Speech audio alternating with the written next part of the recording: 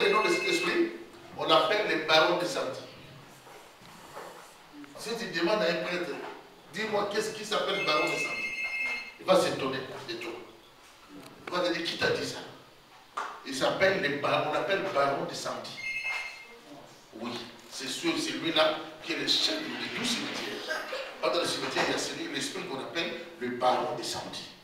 Celui qui gère, parce que lorsque la personne meurt, il y a encore sa puissance qui reste encore là, pendant un certain temps, jusqu'à ce que certaines forces viennent là-bas. Là, on va voir ça plus tard. Je suis en train de vous présenter les phénomènes des hôtels. Dans nos familles, les bâtiments d'hôtels, c'est qui? C'est peut-être nos grands-pères qui ont cherché les fétiches, ok? Les fétiches de Bakongo, hein? Soit les fétiches de Balouba, ok? Soit les fétiches de Bangane. Ils ont eu des choses, ils ont fait des reliques, ils ont fait des trucs. Ils ont eu des totems. Et ça peut être représenté par un animal ou une plante. Il y a d'autres tribus. Leurs forces, ce sont des éléments de la nature. Soit c'est le vent, d'autres c'est le feu, d'autres c'est la terre, d'autres c'est l'eau. Comme vous savez l'histoire de la tribu ici qui sont forts à la nage, qui couvrent la maïté. Hein? Non, il y a une tribu vers, si pas le côté qui s'est comme ça, l'Okele. Voilà, le Lokele avec l'eau, même si le Lokele ne meurt pas dans l'eau. Parce qu'ils ont fait une alliance avec l'eau. Partout où il y a un hôtel, il y a une alliance. C'est pourquoi demain nous verrons comment briser les mauvaises alliances. D'accord? Peut-être toi tu n'as pas fait l'alliance, mais tes ancêtres ont fait les alliances. Et cette alliance t'engage et tu vis des répercussions qui basent de ces alliances. Ok? Alors, autre chose que tu dois reconnaître, tu dois retenir dans le phénomène des hôtels. Les bâtisseurs ont bâti l'hôtel, mais dans chaque période, il y aura une personne qui sera la gardienne de l'hôtel. C'est pourquoi vous allez voir dans la famille, il y a toujours un chef de famille. Chef de famille, c'est pourquoi dans notre tribus, ils ne vont plus me dire qu'un chef de famille, on doit ouvrir les yeux pour que tu vois. D'autres disent que moi j'ai une bonne sorcellerie. La bonne sorcellerie n'existe pas. La sorcellerie est une sorcellerie. Il n'y a pas de bonne sorcellerie. Non, la sorcellerie est une sorcellerie. La défense de la sorcellerie est simple. C'est l'art de la destruction qui utilise la seconde nature de l'homme. C'est ça la définition de la sorcellerie. Ok? Alors maintenant, qu'est-ce que veut dire garder de l'hôtel? Vous allez avoir une tante, par exemple, de la famille. Tout le monde a peur d'elle. Elle influence tout le monde. Elle peut avoir deux façons. Soit elle peut être riche, soit elle peut être pauvre. Mais elle a des influences. Dans chaque manifestation, c'est elle qui parle. Mais c'est lui qui parle. Il y a d'autres familles, la chefferie est chez les femmes. Il y a d'autres familles, la chefferie est chez les hommes. C'est comme ça les hôtels. Gardien de l'hôtel, vous allez comprendre comme ça. C'est lui qui fait tout. S'il n'est pas là pour faire la cérémonie, c'est lui qui doit venir faire la cérémonie. C'est lui qui, pendant le day, c'est lui qui doit passer à laver les autres, à faire des choses. C'est lui qui déclare. Les cabinets font les tikumbi, qu'on sort. Il y a d'autres gens de certaines tribus, ils font aussi autre chose. Il y a d'autres coutumes qui se ressemblent. Il y a d'autres coutumes qui se différencient. Il y a aussi le gars de l'hôtel, s'il est riche. Vous allez remarquer qu'à part lui, pour que d'autres personnes soient riches, ça sera difficile. C'est comme si son argent fait en sorte que vous ne poussez pas réussir. Et c'est lui qui va commencer premièrement, à enterrer tous les gens qui meurent dans la famille. Deuxièmement, le plus grand fête ou les plus grands événements de la famille se feront chez lui. Dans chaque famille, il y a une adresse qui est l'adresse de l'hôtel. Cela veut dire que c'est l'adresse mère de chaque famille. Vous avez la réunion. Ah, réunion d'Ibala, il y a Jeanne. Donc il faut que nous le fassions en Gilles. On a des thèmes en Gilles. On a nos thèmes en Gilles. Donc vous avez un endroit référentiel. Dans chaque programme, tout ça, c'est l'hôtel de la famille. Premier signe, ceux qui vivent dans ces endroits, ils ne réussissent pas. Si les filles sont là, ils ne se marient pas. Même celui qui avait de l'argent, dès qu'il habitera là, cet argent finira. Et il y aura des comportements bien dans cet endroit. Il y a des gens qui ne se parlent pas. Cet hôtel va donner des réactions bizarres. Vous allez voir des filles qui restent là, âgées de 52 ans, sans mariage, 45 ans. Vous allez voir ça, des fois des personnes ayant des masques de vieillesse. Et c'est comme ça que ces hôtels influencent la vie des gens. Et si une personne reste dans la maison où il y a l'hôtel, il sera difficile pour elle de sortir de là. Pour que l'homme vienne te prendre, t'épouser et te faire quitter de là, il y a un attachement grave. Des fois même, à cause de choses, tu insisteras de quitter la team mourra. Si tu n'es pas prudent.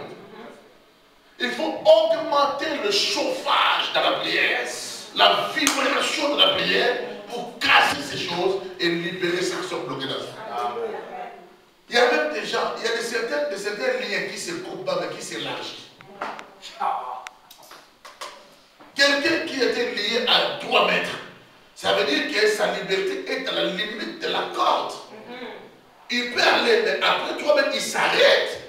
Et vous remarquez, cette personne maintenant fait un pas, mais maintenant il a 12 mètres. Il a 12 mètres. Maintenant sa limite s'est élargie un peu, mais n'est pas totalement libre. Tu sens que dans ta vie, tu montes, il y a un petit changement, mais ce n'est pas totalement la délivrance. La corde s'est élargie, mais la corde n'a pas été coupée. Ce soir, nous allons couper cette corde. Ça va être coupé pour que tu sois libre totalement. Car vous connaissez la vérité et la vérité vous donnera. Et celui que le Christ en toi sera réellement libre. Qui a dit Amen? Et que l'Éternel reçoit la vérité de l'Éternel.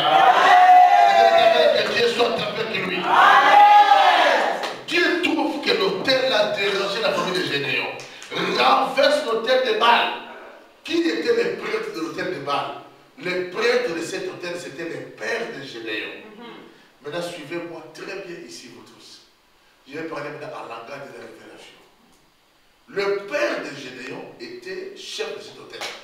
C'est pourquoi vous allez remarquer qu'à l'époque de Gédéon, il y a l'autel de Baal. Après, à l'époque de lui, il y a encore l'autel de Baal. Parce que Gédéon avait tué, renversé l'autel, mais il n'avait pas tué les prêtres de Baal. Parce qu'il ne pouvait pas porter la main sur son père.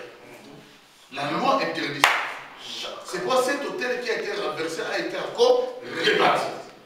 À l'époque de lui, Dieu a permis que ça soit un prophète orphelin. Qu'il n'ait ni père ni mère. Pour qu'il reconnaisse parmi les prophètes de Baal aucun oncle, ni tante, ni cousin. C'est pourquoi Élie a procédé par des opérations. Renversement et égorgement. Alléluia. Nous allons procéder par une double opération ce soir. Renversement et puis égorgement. J'ai toujours dit, moi je ne suis pas pasteur. C'est le bon berger qui peut le servir pour ses brebis.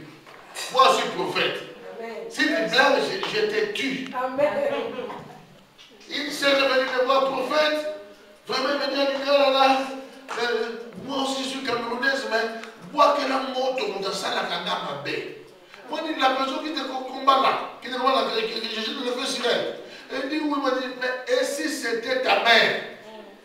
Il dit, non, ça prendra qui ça prendra. Il n'y a pas de problème. Donc, essuie, ça va.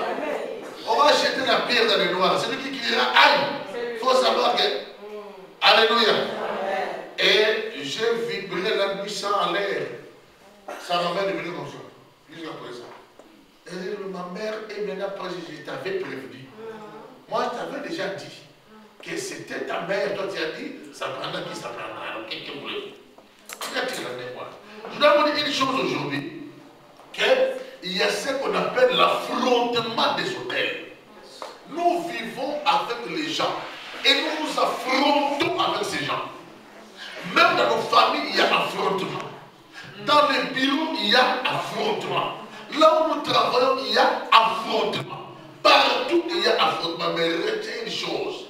Toi, tu as les rois des rois, le Seigneur des seigneurs. Le Dieu de la Bible. Il n'a jamais échoué, c'est le vainqueur du calvaire.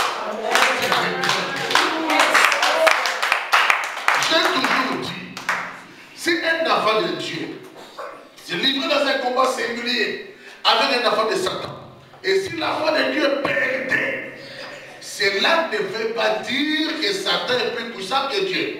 Mais cela veut dire ceci, que l'enfant de Satan maîtrise Satan, mais l'enfant de Dieu ne maîtrise pas Dieu. Les sorciers, c'est pour voler la nuit, il doit faire ça pour voler. Mais toi, tu connais quoi? Attends, la Bible dit, il y a des gens qui ne sont pas normaux. Il a fait de nous un royaume et des sacrificateurs. Et nous régnerons sur la terre. Je t'annonce l'évangile du règne. Là où il y a l'église, doit avoir le règne. Nous devons régner. Et quand il ne règne pas, il y a un problème. Il y a un hôtel qui t'empêche de régner. Cet hôtel va tourner ses mains. Lui-même a dit, quand vous priez, ne multipliez pas des paroles comme sont les païens, qui croient qu'à multiplier les paroles va les exaucer. Mais vous allez fermer la chambre. Et voici comment faut-il prier. Notre Père qui est aussi. Attends. N'est-ce pas que Dieu est partout? Mais pourquoi Jésus a dit notre Père qui est aussi? Pourquoi moi je regarde, il faut dire notre Père qui est partout? Mais pourquoi notre Père qui est aussi? Je vais vous dire une chose. Quand on présente Dieu comme étant aux cieux, on le présente différemment comme Dieu est partout. Comment? Attends. Allez pour nous chanter. Mon coach m'a pris un métier dans ma soda. N'est-ce pas? Ponatina Nangaye. Vous avez dit écouter ça, n'est-ce pas? Mon Kenelio sera mon sein de ma baille. N'est-ce pas? Toute cette humiliation, l'Écriture a vécu ici-bas. Sur la terre, il peut s'humilier. Sur la terre, il est né d'une femme. Sur la terre, on l'a chiffré. Sur la terre, on l'a dit, mais dans les cieux, il s'humilie. Il est toujours majestueux souverain. Quand tu dis notre Père qui est au ciel, c'est notre Père à l'état majestueux, à l'état glorieux, à l'état de la puissance. Ça c'est vrai. Tu es Dieu véritable. C'est lui qu'on va pour toi et puis vous allez celui qui est béni et puis vous allez celui qui est maudit. Il s'appelle Jésus-Christ de Nazareth. Il ne dit jamais, va jamais après. Il arrive au temps comme un âne pour changer l'histoire des hommes. Lorsqu'il arrive, même les chrétiens arrivent, seront fertiles. Il s'appelle Dieu, Jésus-Christ de Nazareth. Il appelle à l'existence des choses qui existent comme si elles existaient. Donc il est vraiment comme si elles existaient. Parce qu'il est Seigneur. Il a le pouvoir de les faire. Il dit un mot de choses à nous. Même si on t'a maudit, tu seras béni. Si on t'a géré, tu seras déterré. S'ils ont mangé, ils te vomiront. S'ils ont des plans contre toi, lui a des plans pour toi. Et pour nous, il a des plans merveilleux. Ce n'est pas le plan des hommes qui vont s'accomplir, mais c'est le plan de Dieu. Il est écrit, les hommes forment les projets, mais c'est au Seigneur, ça appartient les premiers mots. Ce que nous avons dit, ce sont les premiers mots, les deuxièmes mots, les dixièmes mots, les vingtièmes mots. Quand ils seront finis, mon Rédempteur, c'est le